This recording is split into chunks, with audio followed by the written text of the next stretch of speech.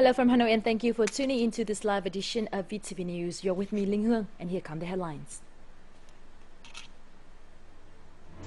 State President Trương Tấn Sang encourages Vietnam's investment in Russia. Norway supports Vietnam in accelerating Millennium Development Goals. Hearing impaired kids enjoy mobile water puppet show.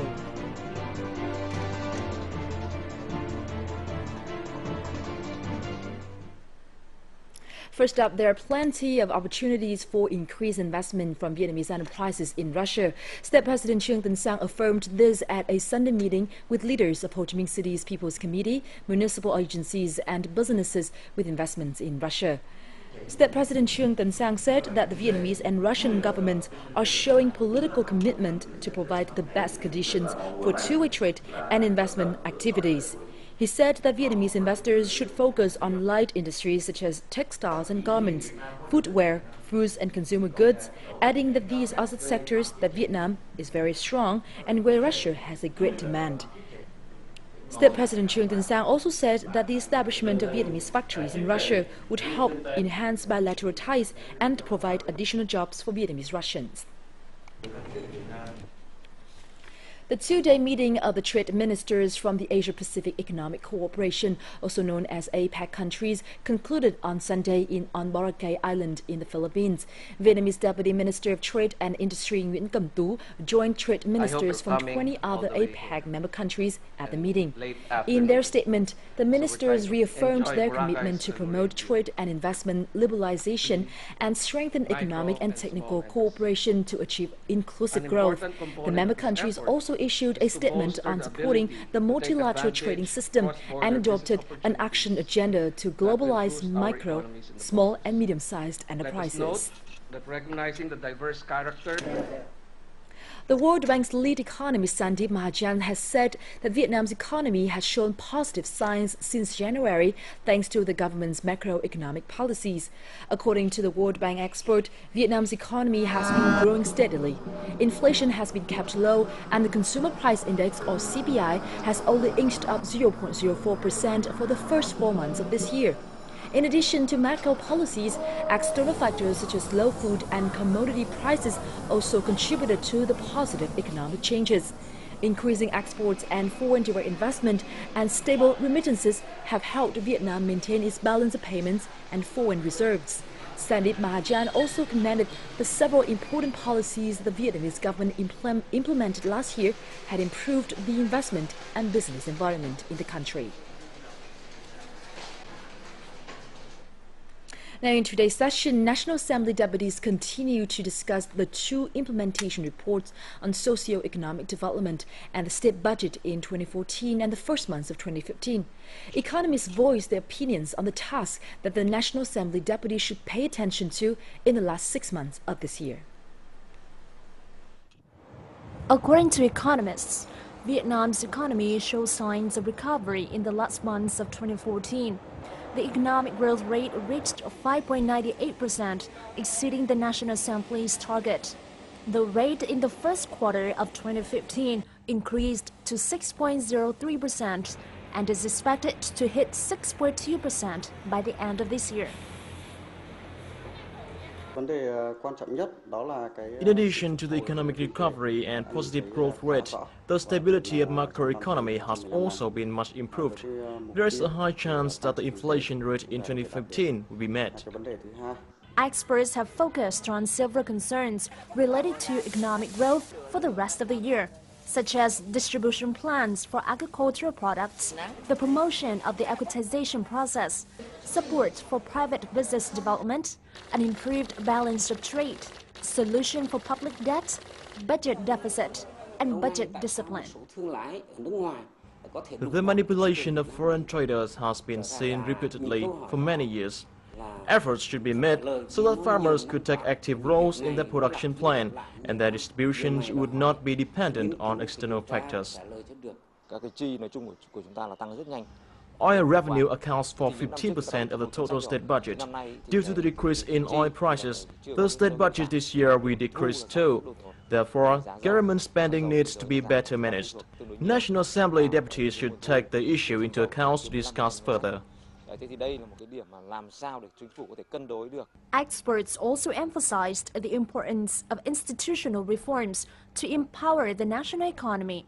The reforms include improving the business environment and simplifying administrative procedures to pave the way for both private firms and state-owned enterprises to develop. In June, Vietnam will join Thailand and Cambodia to bid on a major contract to supply rice to the Philippines. This information was recently announced by the Philippine National Food Authority. The contract will see the delivery of 250,000 tons of the 25% broken rice variety via a government-to-government deal. The delivery should take place sometime between July and August this year and is aimed at boosting the Philippines' buffer stocks. The country could buy even more if the drought-inducing El Niño weather phenomenon intensifies, officials said. Previously, in late February, Vietnam secured a contract to supply 300,000 tons of long-grain rice to the Philippines, also via a government-to-government deal.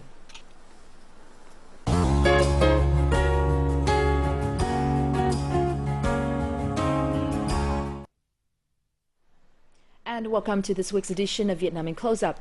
Vietnam has proved to be an excellent example in achieving the United Nations Millennium Development Goals. These results pave the way for the post-2015 development agenda, as there will be a global transition from Millennium Development Goals to Sustainable Development Goals this September. As such, support programs from other countries, including community development projects from Norwegian government and United Nations, are helping Vietnam achieve these goals. Thanh Tung reports. This April, Norwegian Prime Minister Erna Solberg paid a 3-day visit to Vietnam to visit some of the Norwegian-sponsored Millennium Development Goals-related projects in the northern province of Lao Cai. One of these projects aims to have local ethnic people understand the importance of their forests, contributing to achieving the Millennium Development Goals, or MDG, related to environmental protection. I learned that growing and protecting the forest is good for my family. We must ensure that the forest isn't subjected to slash and burning in order to ensure we have clean water. During the trip, she also visited Lao Chai Primary School, a local health center, and Hmong families to find out more about the life of local people, especially children and their schooling. As a co-chair of the UN Secretary-General's high-level MDG advocacy group, Erna's visit was intended to promote continued efforts to achieve the UN's Millennium Development Goals and to discuss the implementation of the new Sustainable Development Goals of 2015. Seeing this cooperation that the UN is doing here, making sure that also the children of minorities can go to school. It's not enough just to say that you have a school. You also have to make it possible for them to learn, and giving a bilingual teaching is in fact the basis of this. And that you have to invest in education, you have to invest in healthcare, and you have to do it also. Okay, there will be donors that will help, but you also have to make it a priority in your own national budget. Besides Lao Cai province, Thanh Hóa province in the central region also home to many projects initiated by the Norwegian government. The Clean Water Project in My village in the mountainous district of Quan Hóa in Thanh Hóa province is one such example. The village is one among the lowest income settlements in the region. To Ha Van Singh's family, it is hard to believe that they now can have clean water to use after having to use stream water for as long as they could remember. This was made possible thanks to a project initiated by Norwegian government in the locality. Before, my wife and my children needed to go to the stream for daily water. Water was used for both bathing and cooking and cleaning dishes. As a result, we often get diarrhea.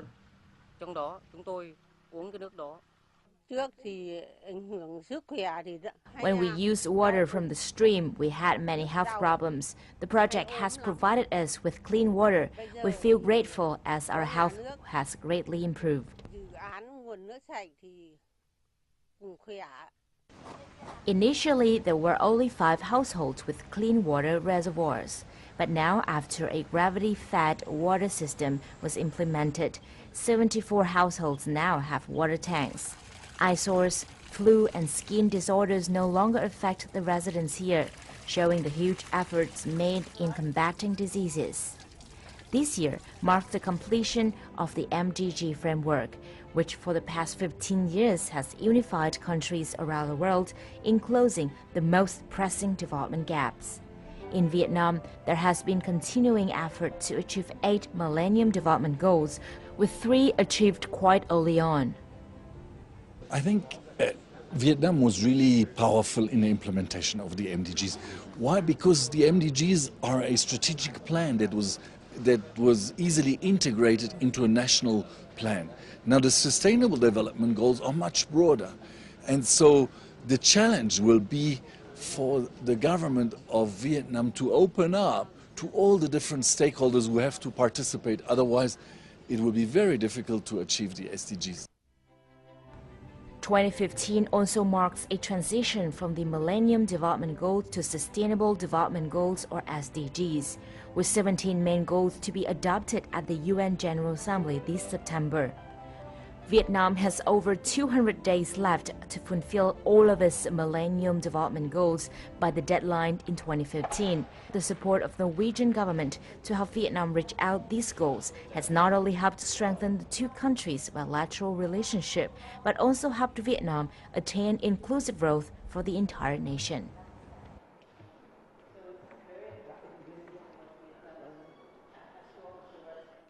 VTV News will now continue with some updates of the foreign exchange rates.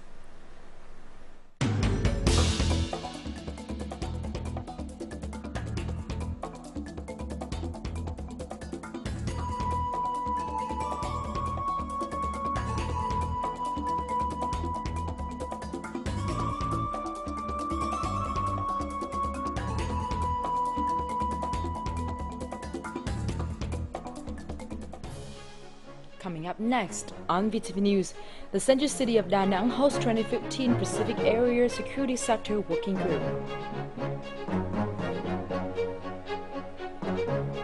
And hearing impaired kids enjoy mobile water publishing.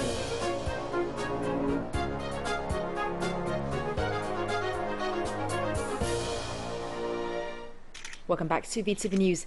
Now, this year's Pacific Area Security Sector Working Group took place in the central city of Da Nang this morning. Major General Do Thanh Binh from Vietnam People's Army and Rear Admiral Colin Crane from the U.S. Pacific Command co-chaired the meeting. This is an annual event co-organized by the United States and other countries in the Pacific region. This year's event focuses on marine security, anti-terrorism, and humanitarian assistance and disaster relief. The event has drawn the participation of 80 delegates from 10 ASEAN countries, ASEAN Secretariat and representatives from Australia, New Zealand, Japan and Mongolia. The event also highlighted Vietnam's stance as well as Vietnam People's Army's role and responsibility in tackling regional and global security issues. Pharmaceutical products currently are copyright protected for 17 years. After that, the original formula means the product can be copied to make inexpensive generic medicines, which allow greater access to healthcare for the wide public. However, American companies are considering extending the patent protection period as a part of the Trans-Pacific Partnership negotiation. And what will be the consequences if the scenario takes place, and what challenges will Vietnam have to face? The next report has more. Nearly 100 patients diagnosed with HIV in this hospital have been treated with nearly free medication. The medicines they have been using are generic medicines manufactured by an Indian company and sponsored by international programs. According to clauses under discussion in the current negotiations over the TPP, U.S. pharmaceutical companies want to extend the patent protection period by at least a minimum additional 20 years. This would obviously mean that generic medicines would take far longer to reach the mass market, affecting HIV patients and many other people needing access to cheaper medication. Medicine prices will definitely increase. Patients who are not able to afford the cost for medication might have medical complications and build up resistance to certain medicines. That could make their HIV treatment more difficult and the disease harder to control. Apart from HIV, patients with other diseases including tuberculosis, cancer, hepatitis B and hepatitis C may face the same danger. Pharmaceutical companies may benefit from this proposal while the public suffer. Vietnam has been encouraging hospitals to use generic medicines. According to statistics, using generic medicines may save 35% of the cost compared to using brand-name prescriptions. Medicines already account for 60% of total national medical costs. According to an expert, the proposal to extend patent protection periods will put huge pressure on health funding. If the TPP is approved, there is nearly high chance that Vietnam won't be able to cover the cost of medicines from our current health budget. As a result from the debate surrounding this clause in the Trans-Pacific Partnership negotiations, Vietnam's health sector is making efforts to minimize the proposal's impacts on the nation's healthcare system. Vietnam has the capacity to produce the influenza vaccine in case of pandemics. This was recently announced by the World Health Organization after Vietnam's Institute of Vaccines and Medical Biologicals in Nha Trang announced the findings of its Phase 1 AH5N1 clinical trials. Vietnam's Institute of Vaccines and Medical Biologicals, or IVAC, in the central province of Nha Trang, has recently concluded Phase 1 of its AH5N1 influenza vaccine trial. After years of research, the vaccine has now been proven to be safe for human use, and a large-scale vaccine trial is now underway. This is the first time that Vietnam has succeeded in pandemic vaccine research and production. The WHO have passed Vietnam's vaccine management system according to their standards, which means that Vietnam's vaccine can be exported to other countries. The IVAC produces the AH5N1 vaccine from chicken embryos. 80% of influenza vaccine types are produced this way. This production line was tested and successfully passed for the production of AH1N1, AH5N1 and H7N9 vaccines. We have also succeeded in producing a trivalent seasonal influenza vaccine. The WHO, PATH and Biomedical Advanced Research and Development Authority from the US are sponsoring the IVAC with $8.5 million for AH5N1 and H1N1 research and trials. These organizations are committed to supporting the second and third phase of the AH5N1 trial, which will see the vaccine tested on 600 and 2,000 people respectively. The trials are expected to be completed in 2017, after which they can go into mass production. Nguyễn Thị Yến Anh from Huế University of Sciences was the only prize winner among the 4 Vietnamese visually impaired students participating in the International Braille contest. Yến Anh's story underlies that people with visual impairments can still achieve success in life.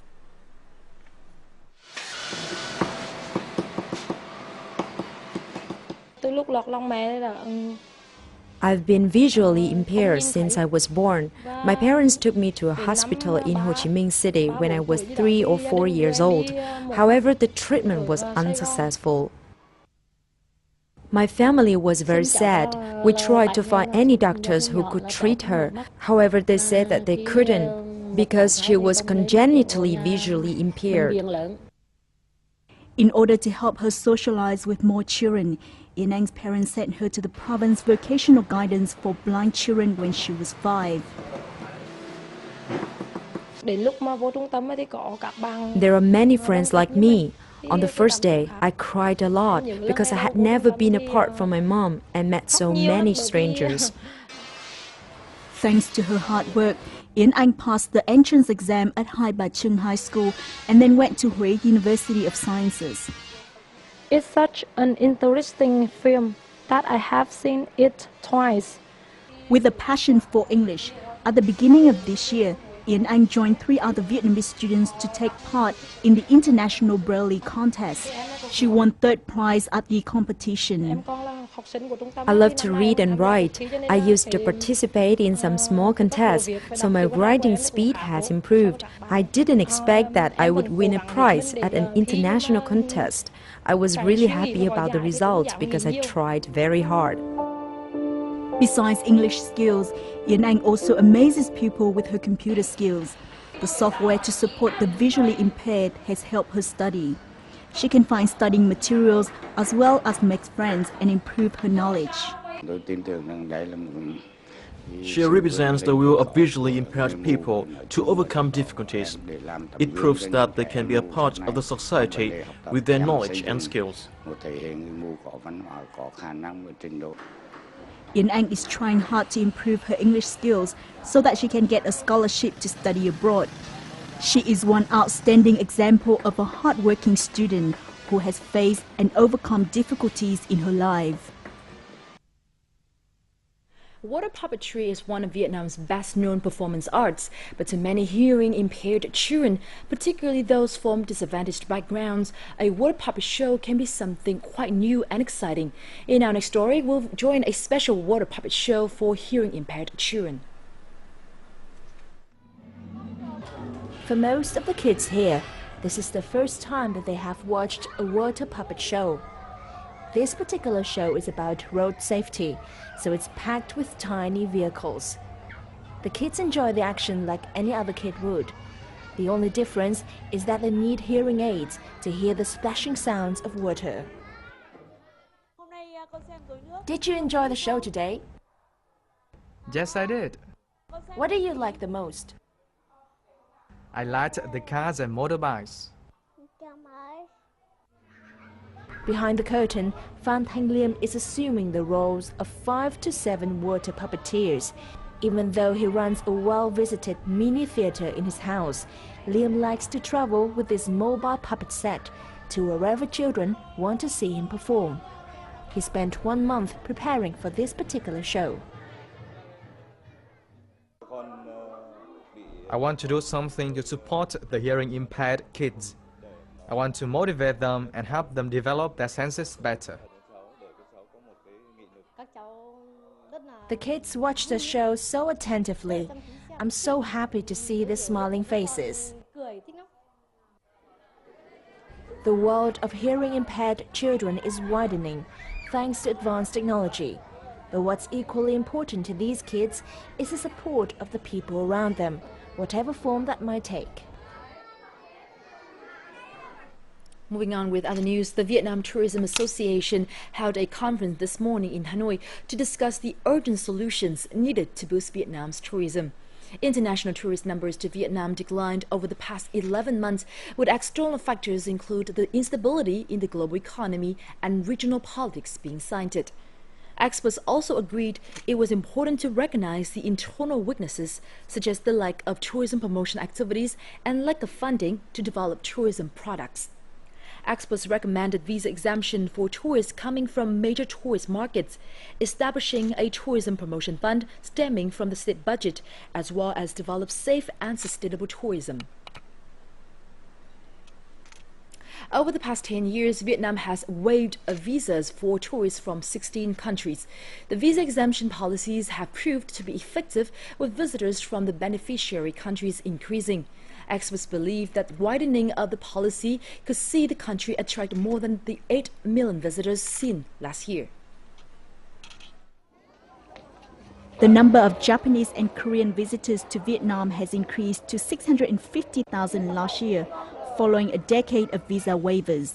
Meanwhile, Russian tourists to Vietnam have risen to nearly 365,000 arrivals last year, reaching the average growth rate of 50% per year.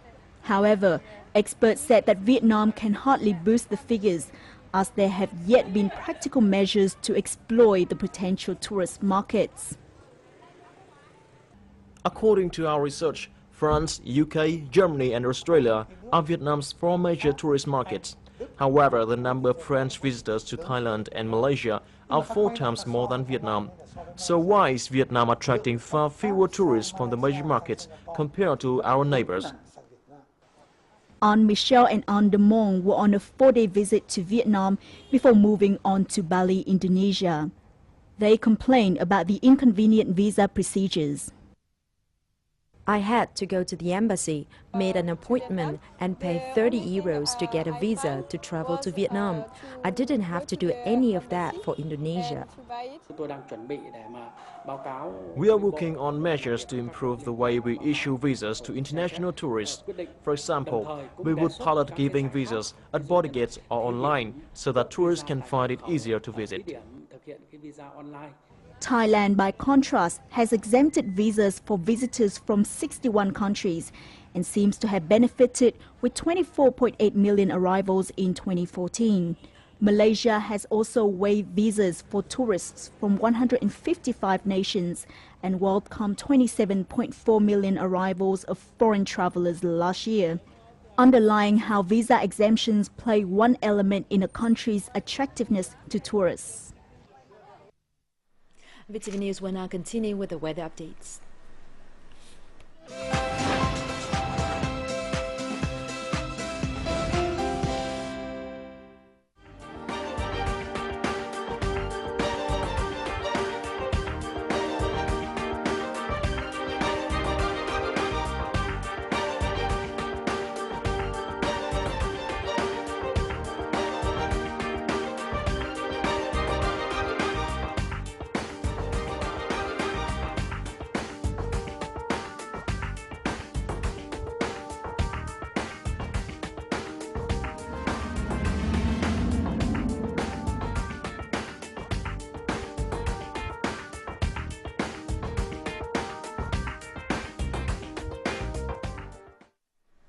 And that just wrapped up this live edition of VTV News at this hour. Thank you very much for being with us.